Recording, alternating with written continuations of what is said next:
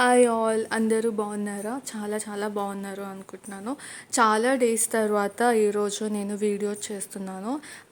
ఇది చాలా simple onion dosa అనమాట. సో ఆనియన్ దోశ ఎలా వేస్తున్నానో మీకు నేను ఈ వీడియోలో చూపిస్తాను. And this is my favourite dosa అనమాట.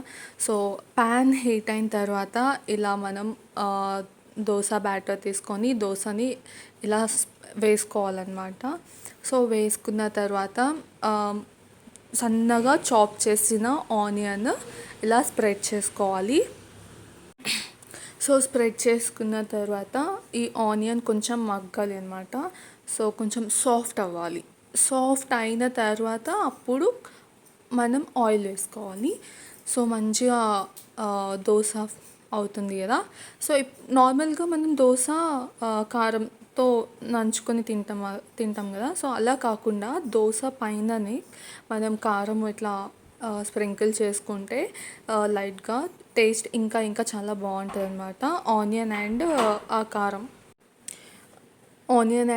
కారం కలిసి కుక్ అవ్వడం వల్ల టేస్ట్ ఇంకా చాలా బాగుంటుంది. సో మీరు డెఫినెట్గా ట్రై చేయండి. ట్రై చేసిన తర్వాత టేస్ట్ మీకు ఎలా అనిపించిందో నాకు కమెంట్ సెషన్లో మెన్షన్ చేయండి. సో ఇప్పుడు నేను ఈ దోశ తీసేస్తాను అనమాట. సో దోశ రెడీ అయింది అంటే మనకి ప్యాన్ నుంచి దోశ సెపరేట్ అవుతుంది అనమాట. అలా మనకి అర్థమవుతుంది. అండ్ అలా చేస్తే మనకి క్రిస్పీగా అండ్ సాఫ్ట్గా రెండు ఉంటుంది అనమాట. ఇంకా ఓవర్గా హీట్ చేసామనుకోండి అది చాలా క్రిస్పీ అయిపోతుంది.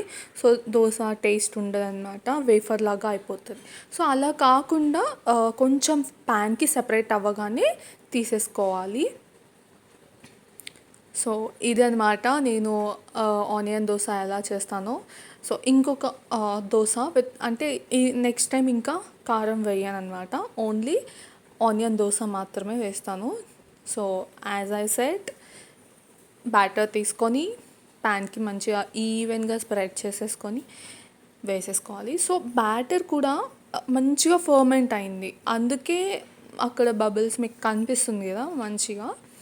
సో ఇలా ఉంటే టేస్ట్ చాలా బాగుంటుంది అండ్ గట్కి కూడా చాలా మంచిదన్నమాట, హెల్త్ వైజ్ కూడా.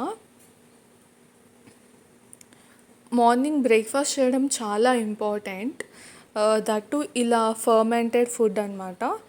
ఫర్మెంటెడ్ ఫుడ్ వల్ల చాలా బెనిఫిట్స్ ఉన్నాయి, నేను మీకు ఆ తర్వాత చెప్తాను. ఈ వీడియోలో అయితే only simple dosa with onion అనమాట. సో ఇలా దోశ వేసేసిన తర్వాత మనం ఆనియన్ మంచిగా స్ప్రెడ్ చేసేసుకోవాలి. గెటింగ్ నైస్ స్మెల్ అనమాట.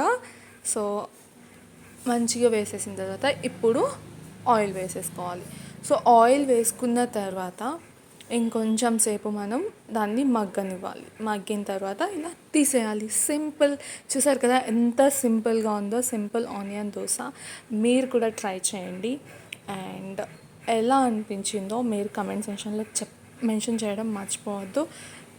ఇప్పుడు నేను దీంట్లోకి పల్లీ చట్నీ విత్ కారం పొడి అన్నమాట. సో ఈ కారం పొడి ఎలా చేశానో నేను మీకు నెక్స్ట్ అప్లోడ్ చేస్తాను. అండ్ పల్లీ చట్నీ కూడా, సో పీనట్ చట్నీ కూడా నేను నెక్స్ట్ టైం అప్లోడ్ చేస్తాను. Until then stay tuned. Subscribe చేయండి, లైక్ చేయండి, షేర్ చేయండి. Thank you so much for your support. Thank you all. Bye bye.